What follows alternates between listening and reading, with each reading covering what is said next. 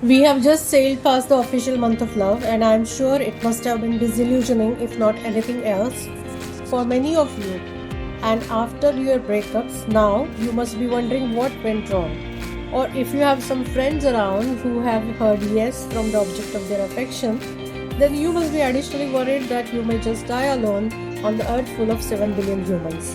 Fear not, Sonia is here for your rescue. Today I am going to tell you a few mind-blowing facts about love, the facts that I learned the hard way during my single phase in life. I'm sure after listening to these, you would think twice before letting go of your independence and hastily get into any relationship.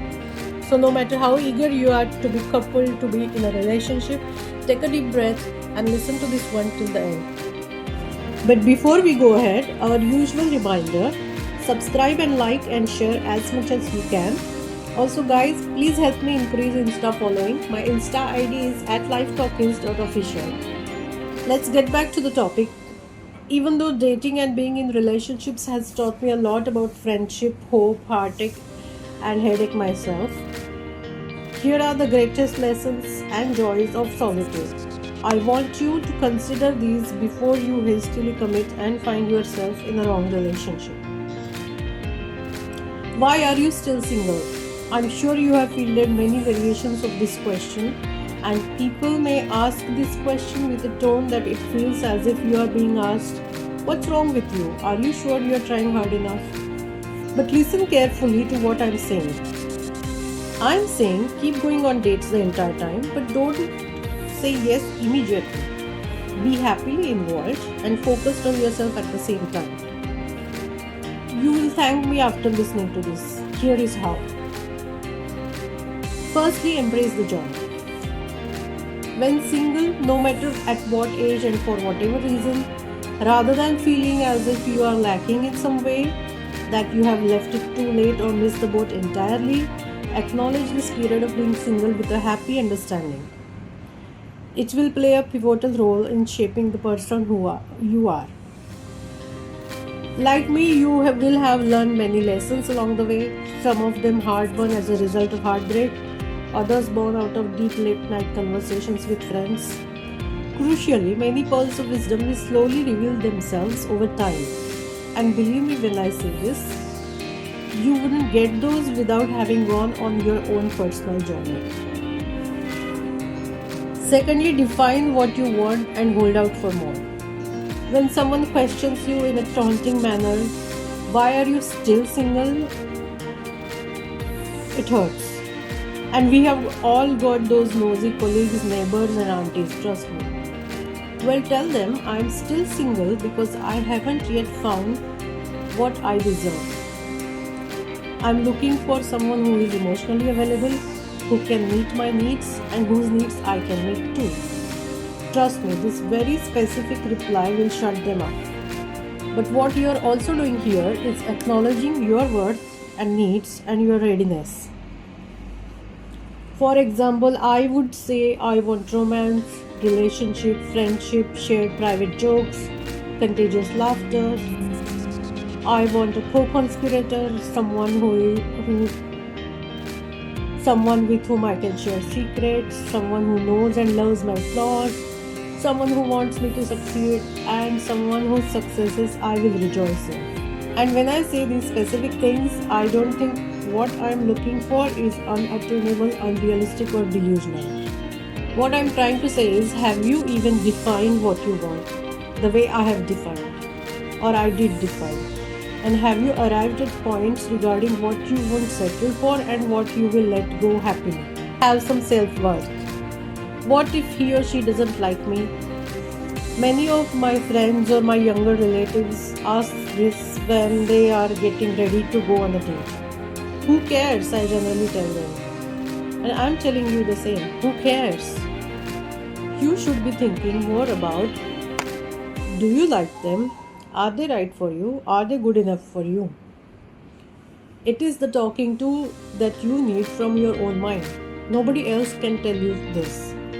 Your heart is so focused on wanting to be liked, so worried about the idea of being rejected, that it has made you forget your feelings also matter when seeking any connection. Believe you me, these words will be with you if you repeat them to yourselves. They will prompt you to think of your words and to act in accordance with it. If you don't find the kind of love that you would like to have, you don't need to feel incomplete. I'm sure you must have a great life as it is. A romantic partnership, and that too a complicated, compromised one, is not essential. Fourthly, respect and relish your own company. People are going to scare you that a single man or woman who lives alone till later in life would be a spinster-like embarrassing state. But reality in today's world is delicious. If you fear you are going to make wrong dating choices in desperation to be a relationship, go join a few relatives for any festival in their homes, or go on group tours with friends with these so-called made for each other couples and their kids. You will be reminded of just how much you love living life on your own terms and why the wait for the right person is worth it. I mean, even the small things like being in control of your remote, or sleeping like a starfish in your own bed, or leaving the dishes in the sink for the next day, or work-life balance as per your own choice. These are important things, small or big. So hold out and wait for a right partner where you will willingly let go of remote, or cancel a meeting or two, or bear with a snoring partner. Perhaps one day you will get there, but for you to stop making wrong dating choices, it's important that you respect and relish being on your own. You deserve to be loved just as you are. I'll give you my example. I was never fat, but I have never been model-like waif thin as well. I used to equate model-like thinness with being worthy of love. If any of my dates or relationship broke, the inner critic in my head would pipe up and say, you should look like in a particular manner, or look like a waif thin model, or you should cut your hair or color it or smile more, and so on. I listened to that voice for years, denying myself the things that I loved, living a life of restraint in the name of unrealistic beauty standards or world standards. But when I broke a relationship or two myself, I decided to call it a time on self-loathing. I now believe that right person will love me for who I am. Capitalism and diet culture and dating sites culture have bombarded us with messages telling us to optimize our looks and connections and constantly stay in a relationship, and they try to get us to defy even the natural process of aging. So listen carefully. What I'm trying to say or going to say now applies the same to boys and girls, men and women.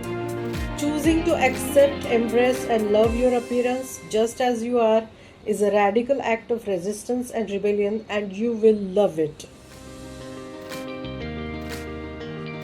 There is also another point. It's about forgiving yourself. Forgive yourself. Look at past versions of yourself with compassion. I have looked back on my past experiences with judgment more times than I care to remember. I have blushed while recalling how I behaved when I sensed that a breakup was coming. A long and hard look at myself helped me sift through the complicated feelings I had about my past self and encouraged me to look at old Sonia with compassion and kindness. I mean, I was very, very young, naive in many cases. Many times I was just figuring out things. I was doing the best I could with the resources available to me at the time. I am sure if you sat and took a look at your past, you will find the same. So instead of reproaching your former self for acting in a particular way you now disapprove of, celebrate how far you have come and the healing that has happened since that time. Forgive yourself. Dating is not an A-level English literature exam. You don't need to analyze anyone's text messages, WhatsApp messages as if they are metaphor-laden. Over the years, I have poured over more texts than I care to admit, sent to me by people I have dated, many a times thinking, what does this mean? I have asked friends as I show them the screenshots of the most two-dimensional innocuous text.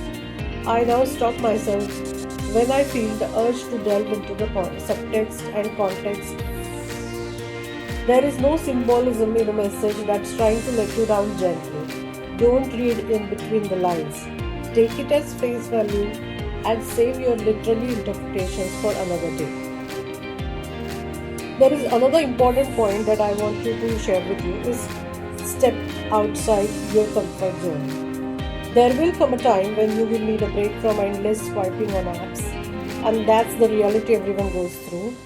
I advise you to get out of your comfort zone, join some class or group activity meant for singers.